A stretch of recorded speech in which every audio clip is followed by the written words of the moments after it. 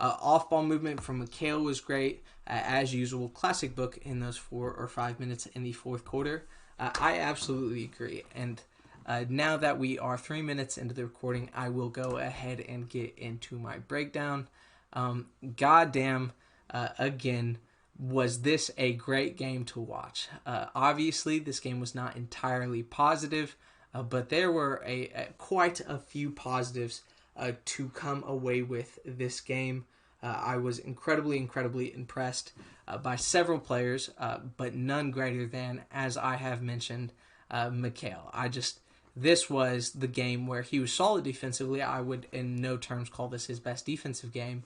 But when he's playing very good defense and then has an offensive output like this, these are the games that you look up and it's like, oh, damn, what can Mikal actually be here in 3 or 4 years when he's 5 or 6 years into the league? If Mikal continues to attack at this level, at certain points we were running pick and rolls with Mikal. He was attacking the basket. His shot was falling tonight. And when his shot was falling tonight, the defenders were being quite aggressive. And when they're being aggressive on their closeout with Mikal, he was attacking them tonight. And it was beautiful. It was beautiful to see, especially coming off of the game that we watched last night. I think that there were elements of this game, of the Pistons game, where we saw it was like, damn, Mikal, like, please drive off of the closeout. Don't shoot your another 3, your 4th missed 3 in a row. Please just attack the basket, put the ball on the floor, even pull up from mid range. He has that kind of capability. And last night when we saw the 3-point not falling, we saw him be a significantly more stagnant. Not only in terms of attacking the basketball, but even off-ball movement. And tonight, he was elite in both of those categories. His off-ball movement was fantastic. He was getting fantastic looks within the offense on backdoor cuts and attacking behind the penetration. And he was getting fucking buckets tonight. He is easily the player of the game, and I really just loved what I saw from Mikal. He was fantastic in the first quarter, and then in the fourth quarter, he was everything that we needed. I've mentioned that we're going to be tough to beat if 2 of 3 of Mikal, Cam, and Jay are hitting their shots. But if Mikal or Cam or Jay play like this, only one needs to show up. And tonight, Cam Johnson played very well. So it was not just the one showing up in such a high volume. But it really was just an all-around team effort. There are a lot of definite pluses that I will get to. Our defense of tonight, I think for the first half was fine. I definitely think that we were doing a fine job adjusting for the penetration and allowing the kick-out shots. And the Pacers were hitting them solidly, 43% at halftime. That is fine. That's something that you live with, especially when you're able to adjust on the high volumes of penetration that the Pacers like, or not even just penetrations, but trying to get the ball established in the low post with Sabonis as well. So we did fine in the first half. There were definitely times where I wish we would have helped more on the penetration. And then in the third quarter when DeAndre came out, it got ugly. It got really ugly for a while there. Sabonis was just absolutely having his way with our defense. It definitely scares me a little bit, or to some capacity, whenever somebody can damage our defense. When Ayton is not on the floor like that, it felt like every single play, even the shots that he was missing, he was just establishing low post position, or he was driving into the lane with relative ease on our power forward, which is a little bit worrisome. However, come fourth quarter, we locked that shit the fuck down. I was incredibly impressed, and the fourth quarter of tonight's game was one of those where I have really been worried about the penetration from this team, or the penetration defense for this team, against teams that don't shoot a lot of threes but rely heavily on penetration getting to the second level of the defense. We saw Siakam kill us from that 2 games ago, and we saw Grant absolutely slaughter us last night off of that as well. So it's been worrisome. And it's been one of those things. It's like, can we adjust? We should be able to adjust, but I need to see it before I can say that we can adjust. And in the fourth quarter tonight, we adjusted, and we looked fantastic. We were saying, you will not beat us on the penetration. You will have to make outside shots. And the Pacers weren't making them to the degree that we were. So I really love what I saw in terms of the turnaround from last night's game, both from Mikal offensively as well as our penetration defense. I think that was a fantastic turnaround, especially coming off of last night's game. Crowder in a slump right now. He's definitely not shooting it well, but one thing that we've seen throughout the season, but I think we saw several elements of this, or several examples of this tonight, was the fact that Jay Crowder tonight moved the ball extremely well. And although there is that element where I wish he would attack more, wish he would be a little bit more aggressive on the closeouts. There is absolutely an element of the ball does not stick with him even remotely. So many times he's catching it and he's either immediately swinging it or immediately looking for Ayton. He's not holding the ball, he's not dribbling the ball, and that does heavily contribute to both our ball movement as well as off-ball movement. It gets guys involved, especially with Jay's entry passes. I mentioned this, I think, during the Nuggets game. It might have been the Clippers game. How we were continuing to see a development of the chemistry between Ayton and Jay. And I think there were several times tonight where Jay was giving him great entry passes. And I think when Ayton gets the guy sealed on the backside for that entry pass from the wing, Jay has shown that he can be a guy that can do that. Obviously, his shooting tonight was not, it wasn't what we needed to. But we have to remember 2 or 3 games ago, he caught on fire, so I am not too worried about him going 2 for 7 from 3. Again, I would like to see him attack more, but with the way that Mikal and Cam both played tonight, I am in no capacity worried. I would just like to say LaMelo Ball is really good at the game of basketball. I definitely have a lot more faith than I have in his brother Lonzo. Sabonis was really bad. Was doing really bad things. Doing bad things to us in the third quarter. The third quarter was kind of rough to watch, and the absolute savior of the third quarter was, without a doubt, Javon Carter. This game tonight from Javon Carter was a reaffirmation of why he's getting the minutes for the Phoenix Suns, why Phoenix Suns fans love him, what he showed he was capable of in the bubble.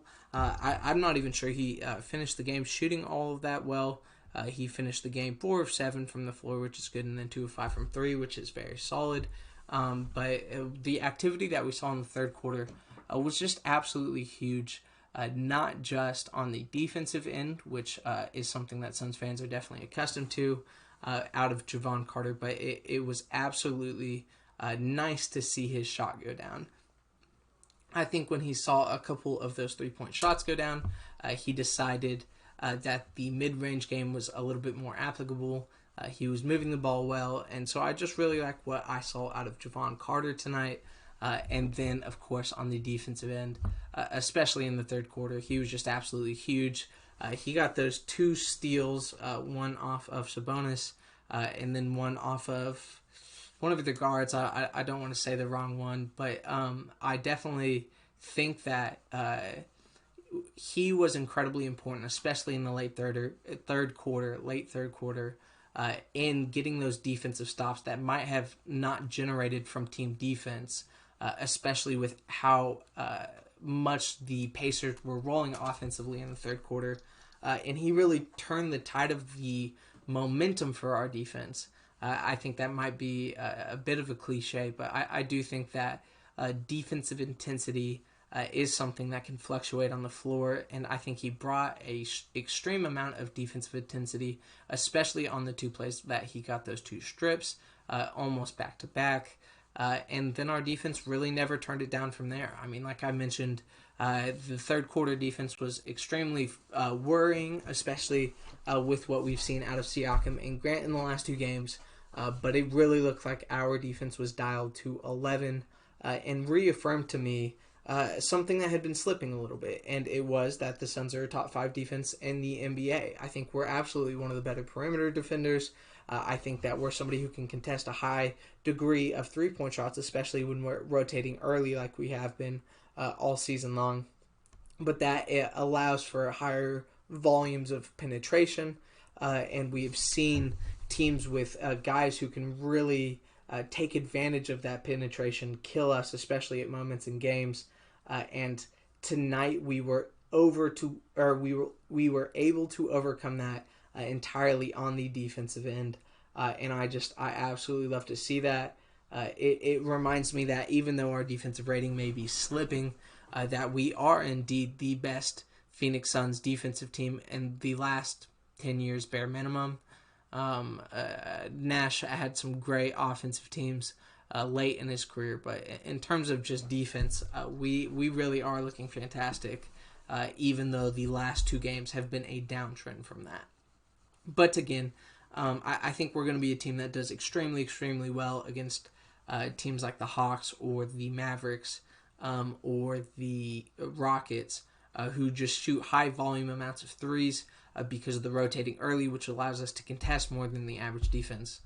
But obviously that gives up the penetration. But Ayton really just stepped up in the fourth quarter and shut that shit down, contesting at a high level, stepping over at a high level, or stepping early over to contest the shots at a high level. And I really liked what I saw out of that, and especially in the fourth quarter. Excuse me. Is Mikal the 5th best player in his draft? Ayton, Luka, JJ, Trey ahead. I definitely would need to think about that draft. Need to see a list of that draft to make sure I'm not missing anybody. SGA and was Colin Sexton in that draft? SGA definitely comes to mind. But Mikal has quite an easy argument amongst that second tier of players, and I think that he will continue to improve within that draft class ranking as his career continues. He's clearly somebody who's continuing to add to his game, and I've said many times on the stream before that if he's able to bulk up a little bit, which will help him on penetration defense, then I think he can be absolutely the premier tier of defenders in the entire league. And when you have somebody like that on the perimeter, they are extremely, extremely underrated amongst like casual fans in the NBA. But I do think that Mikal will continue to rise within the rankings. And I mean, he's attacking the basket at a high level. We continue to see him expanding his game. Thank you so much for the bits. I greatly, greatly appreciate that. But we do continue to see him expanding his game. And all it will take is for him to bulk up to not only improve with that defensive penetration, but for rebounding as well. And at that point, he will have a full game. And I do think that Mikal's future is looking incredibly bright, especially with the Suns. Do you think the Suns play down or play up or down to their competition? I think they do neither. I think that we're a high volume shooting team, and when the shot's not falling, it can be a tough game, especially when we do not adjust. I think we saw that against the Pistons. I think there are minor things every game that rear their head, and I think we have the offensive firepower to overcome any kind of issues like that. But occasionally the offense doesn't show up because we are such a high-volume shooting team. So I think it's almost more of a random, probabilistic shooting percentage thing, necessarily more so than playing up to the competition versus playing down to the competition. I know that wasn't exactly the clearest answer. I have Booker on my fantasy team, but he hasn't really been his former self recently. How long do you think it'll be before he starts putting up his old numbers? That is a fantastic question. I think that what we saw out of Booker tonight was a very, very promising step forward. And I want to 100%, it's fucking beautiful. D-Book finished tonight's game with 0 assists. And to non-Suns fans, that might be like, okay, fine. But to anybody who has been watching this season, you know that I've been harping on Devin Booker's careless turnovers. There have been many instances this season where D-Book is turning over the ball unnecessarily with travels or turnovers or jumping in the air before he's made the decision to pass. And that's just led to some sloppy turnovers. And tonight, we really saw him lock in on ball security. He was making great decisions all night long. He was incredibly important, not only in getting buckets for that stretch in the fourth quarter that he had, but also in those moments where he wasn't necessarily scoring. He was handling the ball well. He was contributing to ball movement. And I thought this was a great game from Devin Booker, even though this might not necessarily have been his best shooting game. I do think that as the season progresses, we are more likely to see those big Booker games. I think that Booker is kind of at that point right now where we are now 7-3 and second in the Western Conference, and he's not having to go for 35. There are only instances in which he really needs to become aggressive. And we saw that in the fourth quarter tonight, where there was a several-minute stretch where he realized this is a close game. It's time for me to put it away. Let's go get a bucket. And he got some buckets, and the game was over. However, in previous seasons, for us to even be competitive within a game, it was entirely necessary for D-Book to go get those points. Those points weren't going to organically originate from his team, at least at a consistent level. And what we are seeing from D-Book is him being more aware of his team and how they're shooting and how they can contribute offensively. So he's not, in many of those games in which he goes for 35 or 40, he's not forcing the shots, but he's aggressive the entirety of the game. And we're seeing that aggressiveness in bursts, but we don't need it this season. We have not needed it this season, and we did not need it tonight. We needed it in moments tonight, and we will always need it in moments. He will always be a 24 a game, 25 a game scorer, even when we don't need it. But in those moments we need it, he absolutely continues to show up this season. Even in the Pistons game, he was the only one that could get buckets in the fourth quarter, so I'm not worried at all about D-Book. And I think that there absolutely will come a game where we need him to get 40, and he will get 40. Do not get me wrong. That capability is still there, and there will be situations that are necessary for him to go nuclear, like we've seen him go nuclear in the past. But he just hasn't really needed to this season, and that's fine. He can't go nuclear every night, so relying on his teammates, at least a handful of his teammates every night to show up, I think is not only a productive thing, not only is going to contribute to more winning, but I really love to see the progression in Booker's career. It shows me more than anything else that he is saying, fuck the stats. I do not give a fuck. Give me wins. He has put up the individual stats his entire career in the Phoenix Suns, and it is clear at this point that he is doing what is most necessary for our offense, both in moments of aggression and in moments of passiveness. And I really, really love to see that. What do you think the team's ceiling is? What do you think we're missing? I would say that our ceiling, it matters whether you mean ceiling or whether you mean most likely high probabilistic outcome. If you're saying what's a 1% chance of something happening, I think we're a contending team. I think we could easily make the Western Conference Finals if our shots are falling and if Mikal continues to even remotely play like he did tonight. But if we're talking about most realistic probabilistic outcome, that is also a good, great case scenario, I think that we're a 3 or 4 seed. I think that we're probably in that 4, 5, 6 range, but I could absolutely see us being a 3 seed, especially if this level of defense continues. I definitely think that the thing that we're most missing is a power forward with length but mobility. I love Saric. I think Cam Johnson provides a lot to our lineups. I would like to see Saric with more minutes next to Ayton, especially against teams that go big like we saw tonight. And then obviously Cam, I'd be perfectly fine not losing minutes and just shifting more to small forward. But I think that we've seen that when teams have a Siakam and when teams have a Grant, physical drivers of the basketball, they can be a problem for us, especially defensively. And we can adjust to that defensively, which we saw in the fourth quarter tonight. But it would be nice to have an extra lengthy wing defender, maybe like a OG from Toronto. I'm trying to obviously like a player like Jaylen Brown, but we wouldn't even necessarily need his offense. His offense would obviously be beautiful within the Phoenix Suns offense, but just another defensive power forward wing, but can guard a Sabonis. I just think that is an area that could help a lot with the penetration problems and would continue to allow us to rotate early. But that is wishful thinking, and we're not going to get that.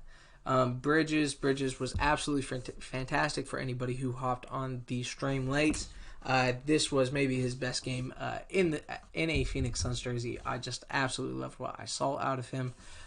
This team could definitely win a championship. Most likely, we're losing in the second round. I think that tonight was a fantastic example of what this team was capable of. But we also have to take into consideration what we saw last night. You can't get too high after a win. You can't get too low after a loss. I do think that this team shows extremely promising moments. And I think that we have done a fantastic job both in the second quarter creating leads. Shout out to Mikal, more late first quarter tonight. And then in the fourth quarter, just playing well down the stretch. We have closers in both D-Book and Ayton, or D-Book and CP3 rather. Ayton is somebody that we can rely on for a few points, especially in the fourth quarter if an offense breaks down. And then if a guy like Mikal or Cam are playing like Mikal played tonight, then we're going to be super tough to beat down the stretch. However, I do think that we are going to struggle significantly, as I mentioned in my post-game takeaway, with teams like the Lakers and the Bucks who have an AD at power forward or a Giannis at power forward. So I do want to be realistic. We look amazing on offense. Our ball movement is fantastic. Our off-ball movement tonight was fantastic. Our defense has incredibly shining moments, and Ayton is continually improving and showing that he is a premier defensive anchor in this league. But at the end of the day, there are still several weaknesses on this team. We're fucking lucky that Ayton has been rebounding as well as he has been, because we would be getting absolutely slaughtered on the boards without that. And that is, in my opinion, the single biggest reason why we lost to the Kings in the first game, was just getting significantly out-rebounded. So I think that there are weaknesses of this team. So I don't want to jump the gun on championship, as well as I don't want you to jump the gun. I think that it's easy to get those kind of expectations up, especially when we have a bounce back game after an OT game the previous night against such a good team like the Pacers. But at the end of the day, you can't get too high off of a win. You can't get too low after a win. I think second round is extremely realistic for us. Jalen Smith seemed to really have some solid fundamentals all around, boxing out, post defense, etc. Yeah, boxing out, post defense, and that's what I like with Jay Crowder. I think that he's incredibly important to our starting lineups because he brings that high levels of backside boxing out, as well as he's a physical defender. But at the end of the day, in some instances, he's just not. He's not a guy that for a 7-game series will be able to stop a Siakam or a Giannis. I know those two are both East, but like that kind of player for more than 2 or 3 games. And so there are some weaknesses here. The team really has some moments of great team rebounding. Oh, absolutely. And I think that we have several capable rebounders, and that's why I continue to harp on it. Both with Jay, Mikal, and Cam. I think Jay does a good job boxing out, but he's not necessarily somebody who you want going for the boards. You want him finding a body and making it easier for everybody else to rebound. But when that happens, I would like to see Mikal more consistently attack the boards tonight. However, when Mikal is playing like he did tonight, there are absolutely no problems. Jay actually had 8 rebounds tonight, which I love to see. You can absolutely get your own rebounds. whenever you're boxing out, but that is also a bigger ask. But boxing out and rebounding is definitely going to be a significant thing for this team going forward. But shout the fuck out to Ayton for allowing us to rely so significantly on his rebounding.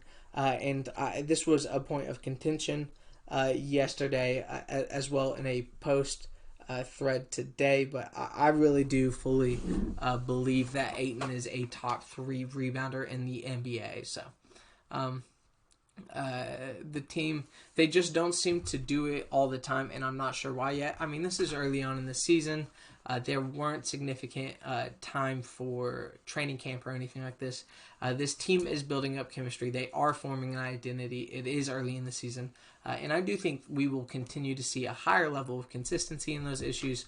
However, if they are a problem now, not only may they not be solved, but they could be a problem when things break down against the better teams in the league, especially if we have high playoff aspirations. But Crowder's not quite big enough. That's his main issue. I completely agree. And even against a guy like Siakam, not only is he not big enough, but Siakam has a very, very good side-to-side agility, mobility. And Jay is fine in that regard. He can keep up. But when somebody has the length of a Siakam or a Giannis, it is a little bit hard for him to contest after those quick, agile movements, especially from a guy like Siakam or even Grant, like we saw last night. However, I've been harping on the downsides, and I want to reemphasize, great fucking team win tonight. We bounced back against a fantastic Pacers team, a Pacers team that I think is extremely underrated and has looked very, very good in every game that I've seen them this year. I was extremely, extremely worried with the Sabonis matchup, and though it showed to be problematic in the fourth quarter, Ayton on defense.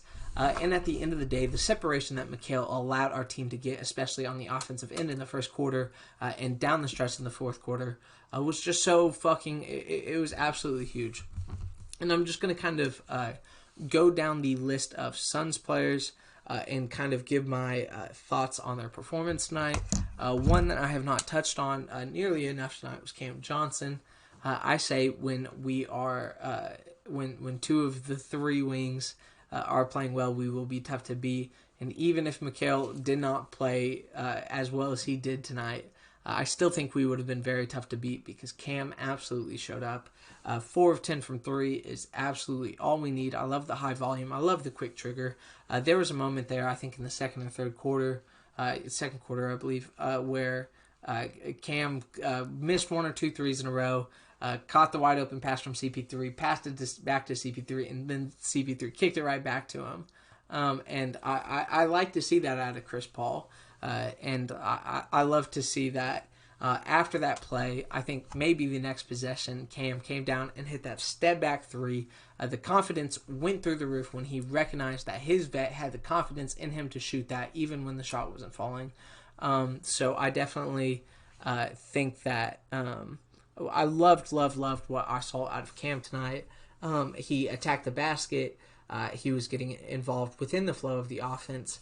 I have harped on Cam getting involved in the flow of the offense based off of the Cam Johnson and Cam Payne chemistry. However, tonight Cam Johnson, was getting involved within the flow of the offense just based off of the offensive alone rather than a sole creator for him.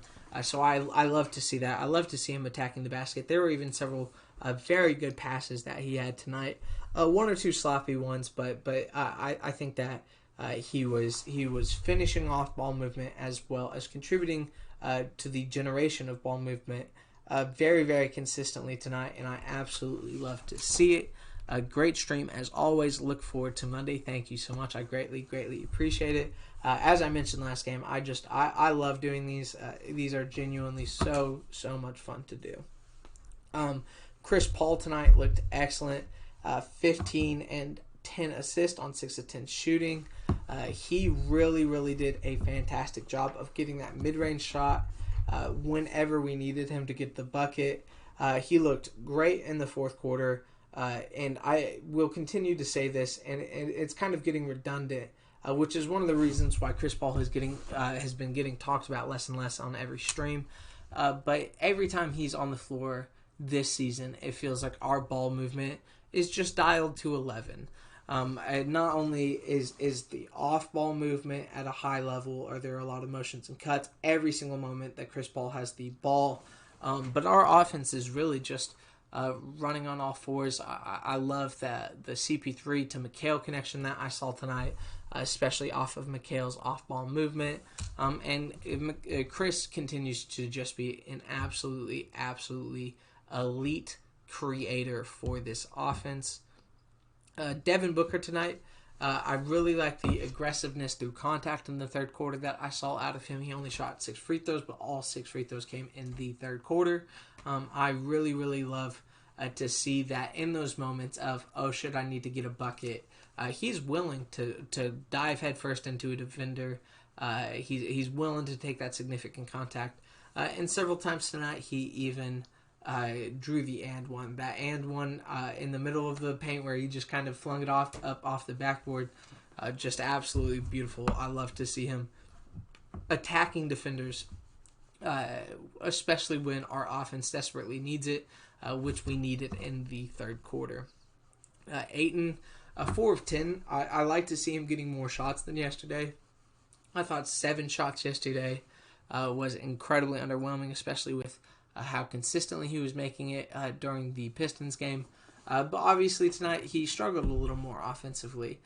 He missed a few more shots. His hands were not great. I continue to think that his problem, because it almost feels like that, his hands, his ability to catch the ball both off of bounce entry passes, as well off of rebounds, has dropped over the beginning of this year. And I really do believe that his problem continues to be trying to catch the ball as he's in motion. He's focused more on his hands, then he gets a little bumbled up with his feet, and then he stops focusing on his hands and he drops it. He always comes down with it and then loses it. And I think that he just needs to continue to work on making sure he is set, especially on rebounds, that he is not just flying wildly to the side. So when he comes down, he's off balance and he's not coming down cleanly with the ball. But I do think that we will, in the same way that we saw Booker really turn it around with the turnovers tonight, I do think that we will see Ayton at least begin to catch the ball more consistently than we have seen early to start the season, which will continue to help provide him offensive looks. Again, 10 shots tonight is fine. I would like to see him get in the 15 range. But at 4 of 10, I can understand why he did not get more looks. However, he has a strong argument for one of the best fourth quarter players tonight, as he was just so obviously important for our defense down the stretch. And then Sarge, again, kind of struggled a bit tonight. I think that he settled less for three-point shots. He attacked the basket a little bit more, but I do think that we need to continue to find chemistry from our wings in their passing attempts to Sarge in motion. I think Sarge is at his best when he's catching the ball and either putting it on the floor immediately or catching it in motion and allowing him to put the ball on the floor in motion, because he's a good passer as a driver for a big man, as well as somebody who can utilize the quick turnaround, posting up off of the drive. He is somebody that can utilize both of those skills extremely well. And it looks like we are trying to get him involved in motion and trying to feed him in that motion. However, both this game and last game, there are quite a few instances. The one that immediately comes to mind is a Cam Johnson entry pass that was just poorly fed to him. And we saw a lot of that in the Pistons game. So I think that is an area to focus on, especially when Sarge is getting those prominent center minutes. When you get him in motion against those slower-footed bigs, especially those slower-footed backup bigs, Sarge can really do a solid job, and I would like to continue to see us attempt to utilize that, although something may need to change in the way in which we do that. Maybe get him off of the back screens more, have down screens for him to come off in motion, rather than just allowing him to roll to the basket and then trying to feed him on the roll away from the pick and roll, like the pick and roll is happening off ball. But for the most part, we played very, very well tonight. Again, so impressed with Javon Carter during that third quarter stretch. Cam Johnson had a very strong game tonight. I love to see him attacking the basket, distributing the ball. He even had some very good defensive moments this game. Jay Crowder had a bit of a rough game, and I would like to see him attacking more, but I love what he contributes to generating ball movement with the quick ball movement touches. He doesn't hold the ball at all. The ball does not stick with him, as well as him being very important to the rebounding and especially the backside boxing out. Chris Paul was solid as always, got his mid-range when he needed to, and then generated for the offense at an absolutely elite level.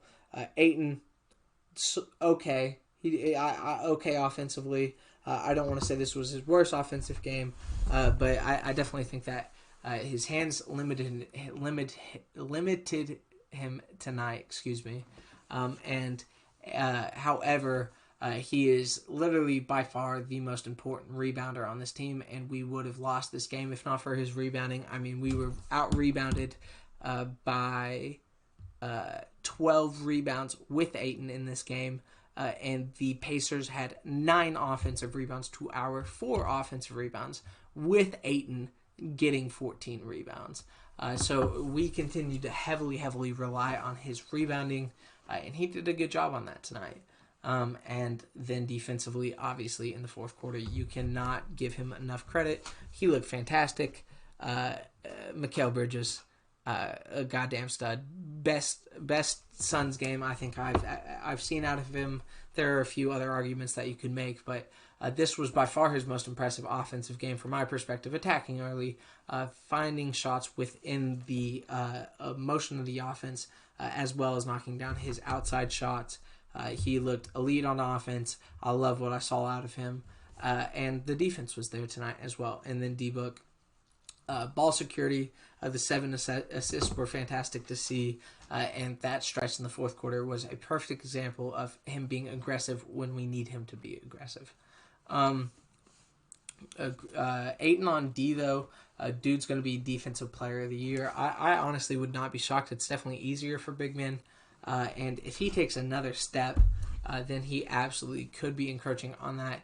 I think that he may need to increase his pure blocks per game, just because you need casual voters who are not watching Suns games very often to have that thing they can grasp onto for Defensive Player of the Year. But what we've seen out of him is he's clearly established himself in the upper echelon of defensive anchors for NBA teams and NBA defenses, and I just absolutely love to see that. Well, we are only 40 minutes into this analysis. However, I do think I'm going to go ahead and get off soon. I definitely very much enjoyed this stream. It was absolutely a lot of fun. And I definitely will be spending about an hour or so on the Monday game. Thank you so much for checking out the stream. These are always so much fun to do. And I cannot wait to see y'all on Monday.